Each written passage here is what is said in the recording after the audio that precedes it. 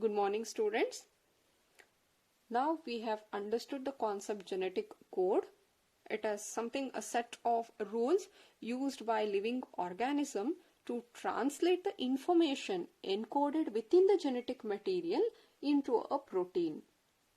So there was a information which was present within the genetic material, and that was being encoded, and then it was converted into a protein. 3 nucleotides in a row count as a triploid, and that will code for a single amino acid. In simple, I can tell you, you can take the genetic material, that is a mRNA. mRNA is what? A polymer of nucleotide.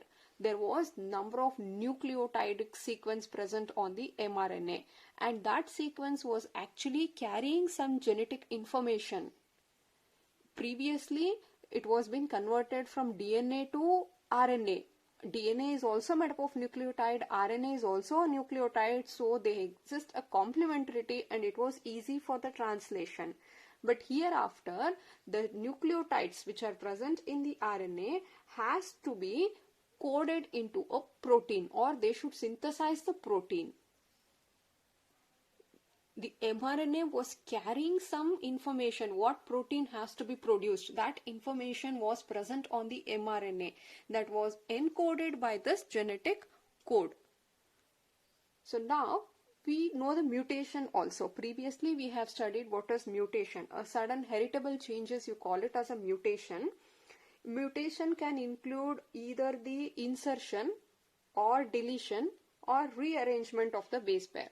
Suppose in a genetic material, in a nucleic acid, there are sequence present, right? There are nucleotides arranged. If you are just removing one nucleotide, or if you are adding one nucleotide, or if you are rearranging the positions of the nucleotide, all will result in the changes, and that changes which you can see in the base pair are called mutation, and these changes are heritable, will move to the next generation. They result in the change in the phenotype and they cause the disease. One disease what we have seen previously is sickle cell anemia. What was the reason for the sickle cell anemia? Just it was instead of a glutamic acid in the hemoglobin structure, instead of the glutamic acid, it was coded by the valine. So here just change in this single base has resulted in the sickle cell anemia. So let us see the structure what we have studied previously.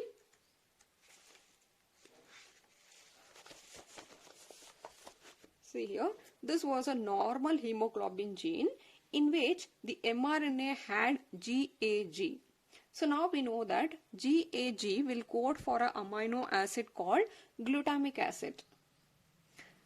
But due to a change in the base, instead of this A now has been replaced by U. There is just change in one single base. So these are the 3 bases which are present, and these 3 bases will form one codon, and that will code for one amino acid. There is a small, that is only a single base has been changed. Instead of A, it is U. This has resulted. Now here GUG are the 3 bases which will form a codon, and that is going to code not glutamic acid. In the 6th position you have glutamic acid, but here in the 6th position you are getting valine as the amino acid. Remaining everything you can see here, all the amino acid, the first amino acid, second, third, everything is same.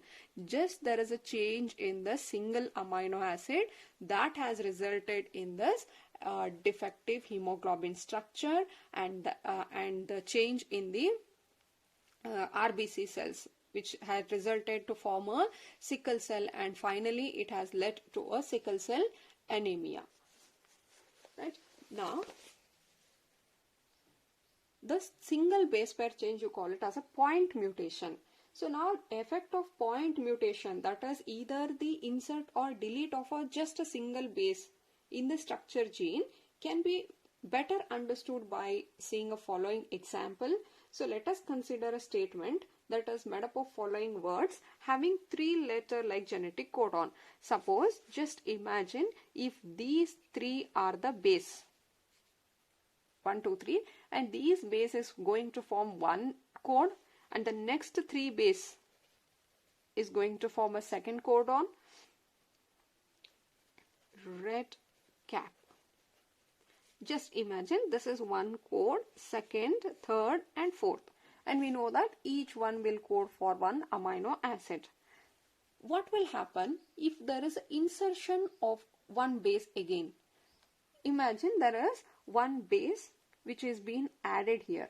You are going to add a insert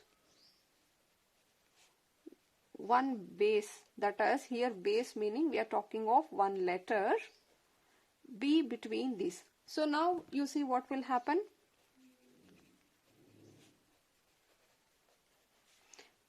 You are going to add this extra is added here.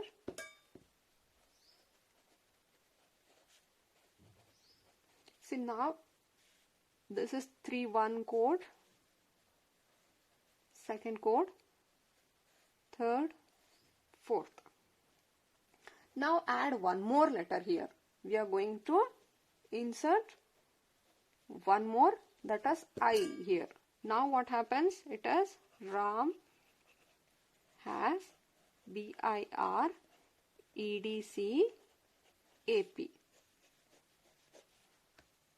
Right? Suppose if you are adding one more here, insert again, you are going to insert G. Ram has BIGREDCAP.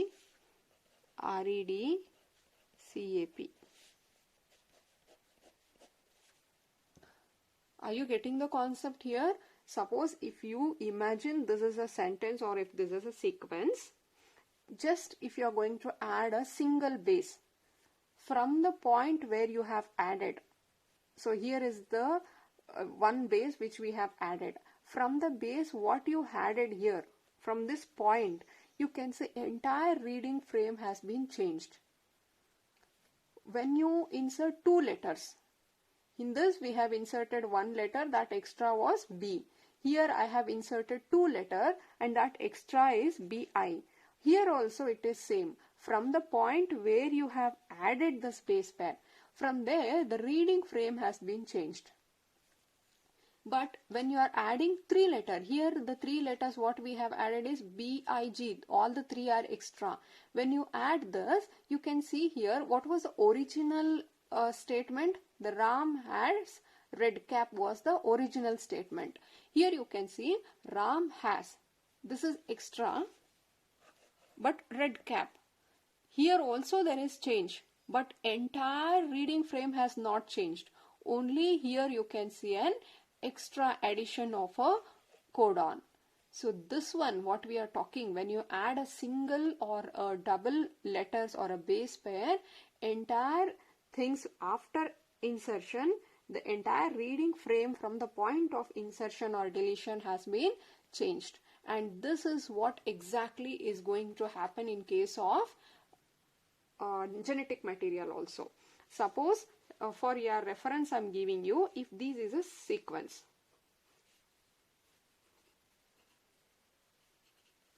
Suppose if this is a sequence. So we know now this will form one code, second code, third code, fourth code. So this will code for one amino acid. You will always code for an amino acid called phenylalanine. This will also code for a phenylalanine only. Whereas it is CAU will code for histidine, and again this will also, here CAC will also code for histidine. So now let us see what happens if you are going to add.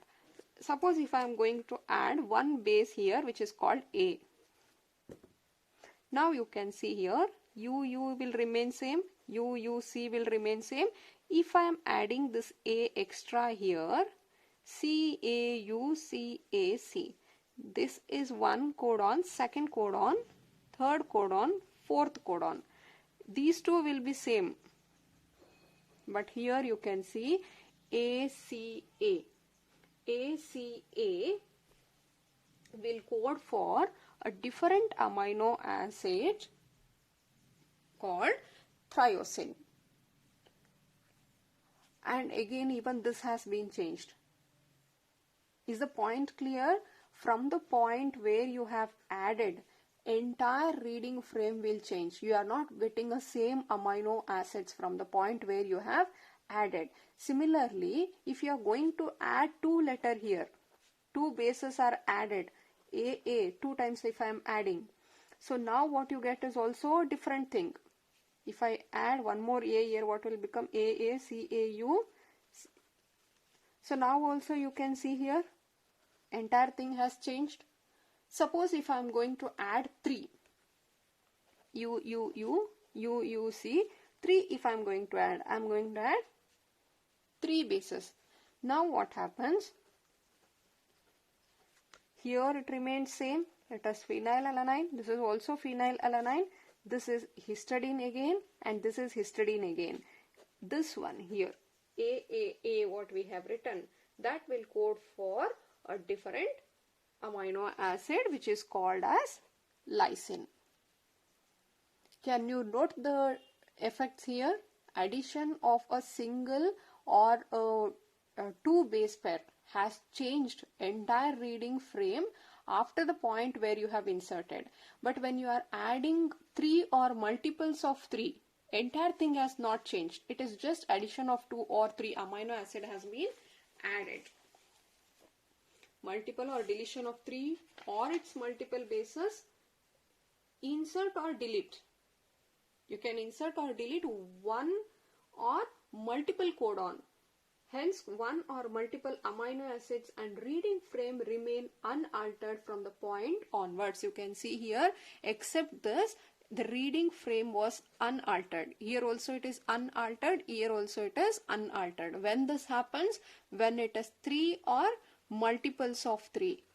When it is 1 or 2, entire thing is changed. So now this is called as frame shift insertion or deletion. Frame shift, entire frame has been changed. That you call it as a frame shift insertion if it is by adding bases, or you call it as a deletion mutation if you are going to remove the bases. Am I clear with this mutation and genetic code?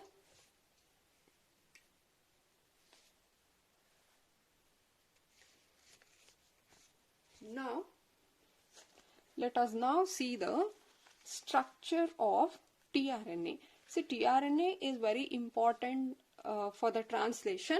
So, before going into the process of translation, understand the structure of tRNA. The tRNA is an adapter molecule. Why we call it as adapter molecule, you will understand later. Because on one hand, it reads the genetic codon, and the other hand it binds to specific amino acids. See what happens after transcription, we have got the mRNA. There is some sequence which is present on the mRNA, right? There is this is a rough thing I am giving you. Suppose if this is a sequence which is present on the mRNA, it is the tRNA which is coming and binding to these, binding to the mRNA. That means here the tRNA can read what is present on the mRNA. It can read the nucleotides present on the mRNA. On the other side, they will bind to amino acids. One end you can see here, they have bound to the nucleotide. Other end they have the amino acids. In between we will find our tRNA. Hence, the tRNA will act as an adapter. It is present between these two. It is an adapter molecule. Important question. On one side it will read the genetic code. Where is this genetic code which is present on the mRNA? And on the other side it will bind to the specific amino acids. So entire here you can see the tRNA has anticodon loop. So this loop what you find here, you call it as an anticodon loop. If this is a structure of tRNA, you can find a loop, and this you call it as a anticodon loop. You are calling it as anticodon because whatever it is present here, if this is a mRNA, here you can find the codons 1, 2, 3. These 3 base will form one codon, right? So now it is complementary to this, meaning whatever here you have, the opposite bases which are present here will come and bind. They are complementary. So that is why they are called anticodon. If you imagine, if the sequence here is A, G, U, the code which is present here will be in the antilope is, for A it will be U, for G it will be C, for U again it will be A. Like this, each tRNA, if this is a second tRNA, this will have A, G, A, like this, different anticodon. Now this will come only when you have a sequence complementary, that is for A you should be U, for G it is C, for A again. Only if this is a codon which is present on the mRNA, this tRNA will come and bind. Am I clear with this one? Anticodon arm is opposite to this acceptor arm, has unpaired bases of loop here forming a anticodon, and this is responsible for recognizing and binding to the codon on the mRNA. This is our anticodon. So the next one here, you call this as a acceptor arm. So it is acceptor arm. If this is a 5' end, this will be the 3' end here. So amino acids get attached here. The amino acids will come and bind to this place at the third OH which is free, and this is called as a acceptor arm. This one you call it as an acceptor arm. The amino acid attached to the 3' OH group of the last adenine nucleotide. tRNA is also a nucleic acid which is made up of the nucleotide. Again, whatever nucleotide here we have, the adenine will have a 3,5 free OH group, and that is where the amino acids will come and bind. That is called acceptor loop. And next one you can see here, there is a dihydrouridine arm. It's a dihydrouridine arm, has unusual pyrimidine called dihydrouridine. That is why the name dihydrouridine arm. Because of the presence of a unusual pyrimidine which is called as dihydrouridine. This has enzyme amino acyl synthetase. And why we need this enzyme is that because that is going to catalyze the union of specific amino acid to tRNA. If an amino acids come and bind to the tRNA, it needs an enzyme called amino acyl synthase which is present at this site. Only when this enzyme is present, amino acid will come and bind to the tRNA. When amino acid bind to the tRNA, you call it as activation of tRNA. That is when the tRNA get activated. Hence you call this as amino acid activating site also. Am I clear? This is called DHU loop. And this is anticodon loop which is opposite to our acceptor arm.